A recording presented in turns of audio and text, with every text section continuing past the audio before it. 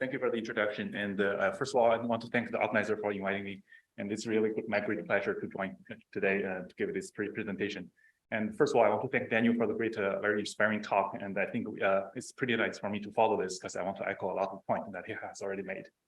I think the majority of the people in this room are from radiology, and I'm from radiation oncology. So we probably focus on using imaging, but in a very different context. So hopefully I want to convince you that we can use prior information in a more focused way to conquer some unique challenges in our area. So let's get started. Because I think most of you are from radiology, so I want to give one slide overview about how we do in radiation therapy. So basically, we use a radiation, very high energy X-ray or other type of radiations to kill cancer. That's the main focus, and that's the mechanism to damage DNA of the cancer cells. And this is how the typical imaging room look like nowadays. And we do have a very advanced high energy medical physics devices to generate ionizing radiations. And again, the purpose is we have to deliver the radiation dose precisely to the target. If we miss the target, everything we do is going to be a disaster. And then because of that, we use a lot of imaging for the purpose of guidance, not for the purpose of diagnosis, because all the patients that comes to our department has already been diagnosed with cancer and we know where they are. But what we don't know is where at the moment when we treat the cancer, where the tumor is. So that's how we use the imaging. Because of that, we build the so-called image guidance radiation therapy workflow, where we first, for every patient come to our department, we first build the so-called simulation. It's essentially a computational process where we build the virtual model of the patient. That allows us to virtually treat the patient to simulate all the radiation delivery interactions between radiation and human bodies based on physics principles, and virtually understand how the treatment outcome will be. Until we confirm everything, then we can start the treatment. That's the day of treatment. We put the patient on the table and we turn on our linear accelerator. But before turning on the beam, we actually have using some imaging devices that is attached to the linear accelerator to acquire some sort of images. The purpose is to see what is the patient anatomy exactly at the moment of treatment. And then after that, we continue the treatment and this process will continue for many days. So that's a quick overview. And as you can imagine from this process, the goal is to acquire the patient anatomy at the treatment position, not before, not yesterday, not a week ago. And to make it more precise, sometimes we even want to know what is the anatomy at the moment of treatment delivery. Because of that, we can see a couple of utilizations of imaging. Of course, the most easy one or straightforward one is this imaging for patient position, where we overlay what we acquired on the couch, when patient is on the couch, with the planning image so that we can see how much we should shift the patient to this way to position the tumor against the radiation. So that's the first application. Second, a lot of anatomies changes a lot from day to day. So as you can see, this is uterus. They can change really literally from day to day. So we have to confirm which position it is. And if needed, we have to redesign the treatment while the patient is lying on the couch. So that's another challenge. And the next one has been mentioned today. So we do have a motion for some of the anatomy part. So this is very important for us to see the image as we treat the patient, as we deliver the radiation, so that we can precisely focus on the tumor. Because of these, we have very unique challenges. We are different from the image diagnosis. The unique challenge for us is we highlight a lot on image efficiency, because we have to know the anatomy at the patient at the moment of treatment. If it takes an hour to get the anatomy, then what we know will be different from what we imaged. Then we run into the risk that we have to re-image the patient one more time. And we have to acquire adequate image quality. But I put the term adequate here because we just need the adequacy to meet our clinical perspective in terms of geometry accuracy, for example. We don't need to have a very high contrast to diagnose disease. Of course, as I mentioned, we care a lot on the geometry accuracy. At the same time, we also have a very unique advantage where we do have a patient-specific prior information that we can utilize. Because for every single patient, before the treatment, we always have the image of the same patient that can be used to help us to image. That also means we only need, in principle, we only need a small amount of information to acquire on the day of the treatment, appended by the prior information, that can be used together to come up with an image of the day. So that's the overall idea. So in the next few slides, I'm going to just quickly go through a few examples where we can utilize this idea and show the different level of challenges. Again, compared to the experts in this room, we are not quite fancy in methodology, but we just show some basic ideas how we use deep learning to conquer some unique challenges. The first thing is we use deep learning to model a prior information of the patient. And as to achieve this goal, we throw in a very basic variational encoder to basically find out what is the image subspace of the particular patient. That can be easily achieved by training a deep neural network represented by this function. After that, we can easily incorporate this trained prior information in a general sense to the reconstruction process. And graphically, we can understand our approach in this iterative process, where we keep reconstructing the image using some sort of reconstruction algorithm. Here, I just use a conjugate gradient as an example. But as we get more and more, as we iterate this image reconstruction process, we keep maintain the consistency between the reconstruction results with the prior knowledge by projecting it to the subspace that we have already identified.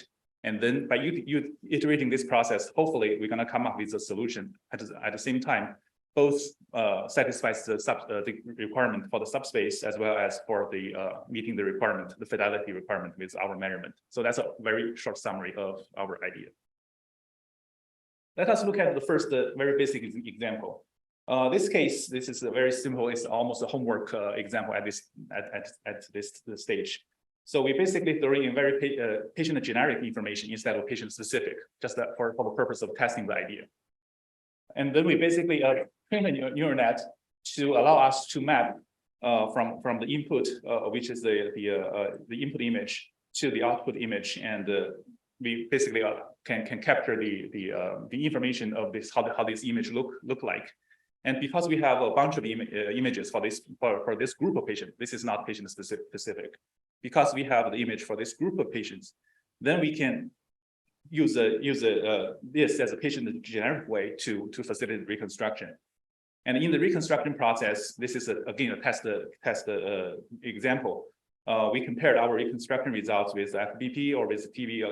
As you can imagine, these days this is almost a homework quite problem. But at first it shows the effectiveness of this very simple idea. Now let's move on to the more patient-specific prior information case. This is really where we are interested in, and I'm going to use MRI as a context to show this.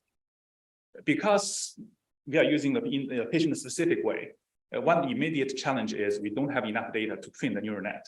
So we have to break this neural net, break the training data into multiple small patches. That way to just enlarge the training space, the training data. And also it also allows a smooth deformation from the prior image to the image that we actually going to reconstruct, because that's a very legitimate questions for us. We don't want to reconstruct the image that is exactly the same as the prior image. That will mislead our patient positioning process. So we break the image into prior image into patch to train the neural net, and this time we train a patient-specific neural network. On the top is the input image, at the bottoms are the output images. And once we assemble the output images together to the image, then we can get the image back. So that's how we utilize train the patient-specific way. And after that, we can apply this same idea to the reconstruction problem. And again, this case, we compared to the FFT, compare sensing, and we compared to the patient generic prior information, which we train the network with a bunch of other patients, and then compared with the patient-specific prior information. And in this case, we see the image quality is the best in this case, for the patient-specific way of using prior information. And this is just a few numbers summarizing the comparisons. And in most of the cases, the patient-specific way achieves better performance compared to the patient-generic way of using the prior information. I have to mention that to maintain the fair comparison, so we have to use the same amount of data to train the neural net between the patient-specific versus patient-generic way.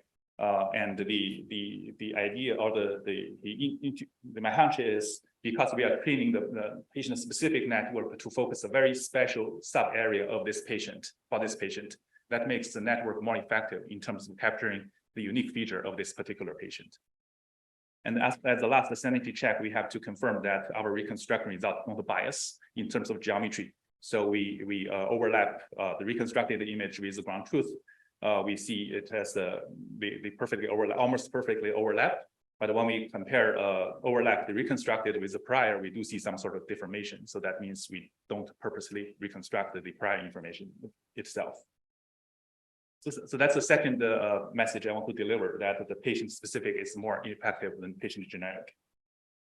The third one is the example is a context in radiation therapy, but it's not much of in the clinic side. So I want to start the story by showing that actually in our domain, human radiation oncology actually is leading the technology compared to preclinical. A lot of technologies has been invented on the human side much earlier than the counterpart of small animal irradiation.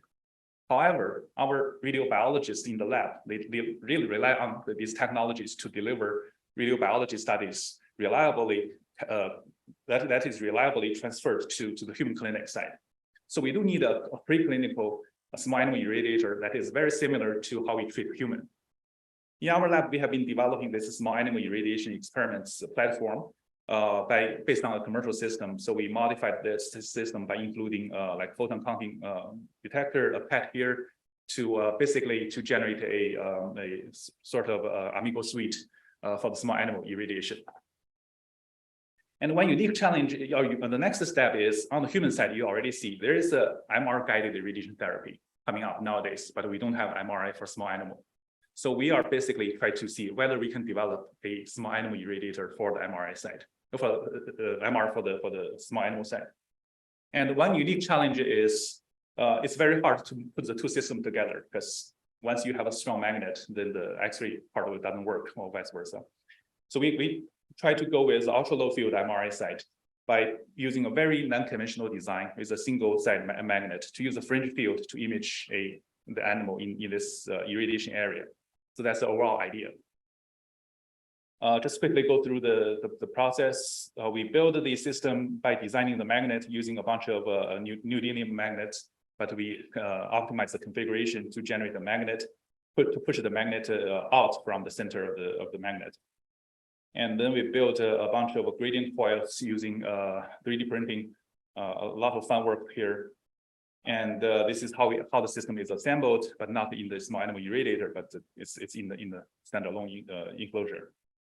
Interestingly, a lot of MR sequences doesn't work in this case. So we have to build a very unique sequence. It's a CPMG, but it's modified to accommodate for this setup. But anyway, we can build a system like this. I have to say, if you acquire image at this level, the image is going to be useless for radiology purpose. But we hope to get some useful information back to be suitable for our radiation therapy purpose. This is the ongoing study. Anyway, coming back to the focus of this workshop, how do we reconstruct the image here? The challenge is there's going to be very, very low signal to noise ratio, not only because of the low field, but also because we need a very high RF bandwidth, because we have to have enough signal to excite enough bandwidth to excite a region to get enough signal, and that immediately translates to high noise level. And because of the field inhomogeneity, there's a lot of defacing effects. So literally, signal goes away very quickly. And another challenge is if I want to use prior information, there is a difference between image appearance between the prior image that is typically acquired at a high field MRI versus what we acquired here, because the MR T1, T2 parameters depend on the field strength. So to overcome these challenges, we built this unsupervised generative attention network. Essentially, what we are doing is very similar to one of the works that has already been presented today to address the domain shift issue. Basically, we built two networks that allow us to map images between low field and high field back and forth. And at the same time, we also built these discriminators to allow the training in the generative fashion. And to make it just to cut into the chase, so we build the system, we train the system with adversarial loss, cycle loss, identity loss, and the attention, the cam loss, etc. So in this process, we've successfully built the model. After that, then we can utilize the trained model, incorporate that into the training reconstruction process. The idea is still the same. At any moment when we do the iteration, we have a low quality, low field image. Then we go through this to the high field, borrow the prior information from the high field prior, and go back to the low field. This way allow us to borrow the prior information from the high field prior image. This is just some examples. This is still ongoing work. The Phantom shows UT Southwestern because I was there until last July. So the lab is still there, and I'm still using their Phantom. I'll make a J2 Phantom next time. So if you don't do anything with a conventional FFT type of reconstruction, you get this type of image. And again, it's probably useless for any radiology purpose. But with the prior information, we can successfully get the image back with a much richer information to allow a lot more applications. This is again the ongoing process. So to sum up, what I hope to achieve to convince you is that in radiation therapy, we use the image, but our image is used for very different purposes. And because of that, we have a very unique advantage for prior information, and that we can use that to help to achieve what we want to achieve. In one of the examples, I showed you that the patient-specific prior is more effective than patient-generic prior, and we are in the process of proving this in more extensive studies. And I also want to say it is critical to only use necessary prior information without bias the results, both in terms of the geometry accuracy or using the MRI low field MR example, where we don't want to bring the appearance at the high field MR to the low field MR. We only want to bring the structure information. With this, I will stop here. I want to acknowledge my lab members, all the funding supports, and my lab. They are working on different projects, and I'm giving presentations on their behalf. And thank you very much.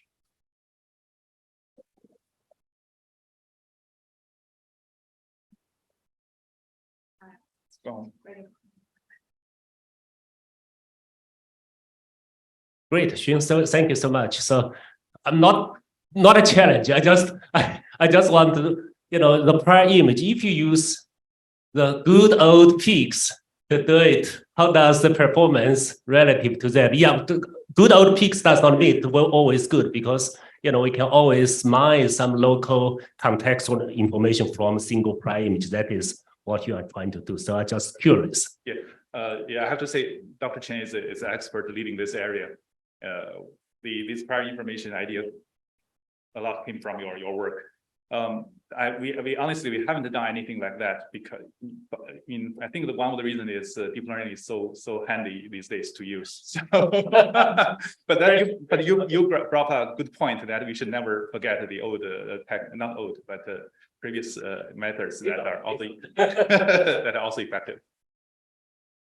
Very nice work. So I have one question regarding your CT reconstruction. So if there are very large registration area between like a pre-planning and the later image, how could that affect your performance? Yeah, for the CT work that I showed today, that's actually patient generic. So there's no concern for the deformation.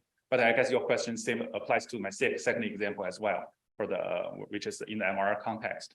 In that case, we use the prior information at the patch level that we hope to allow the deformation between the prior and the reconstructed image.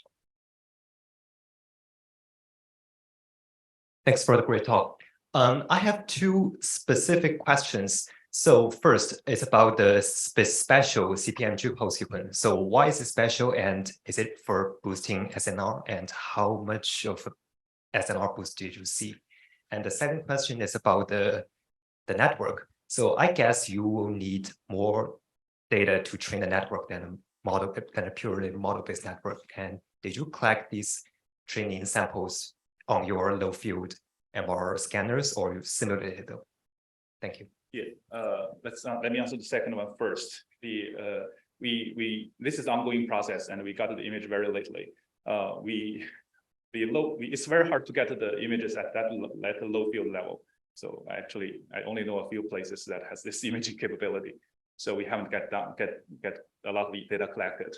For the first question, CPMG. So typically we talk about the sequence we refer to a bunch of spin echoes, right?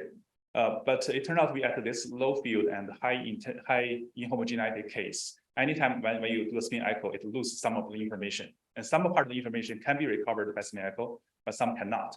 So that's the unique part. Gotcha. Thank you. Let's go. Okay. So yeah, I wanted to follow up actually on your answer to a previous question about where you're incorporating the prior info. So you said you're to avoid the registration issues, you're incorporating as patches. Yeah. Why not incorporate it at the representation level? Because even at the patches level, you still presumably are subject to rotation, translation, and so on. But at the end of a convnet, by design, you've actually made it invariant.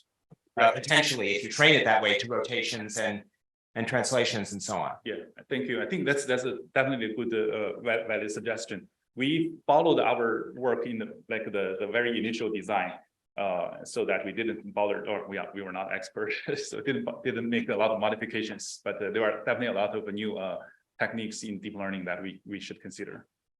Excellent. Thank you. Thanks very much.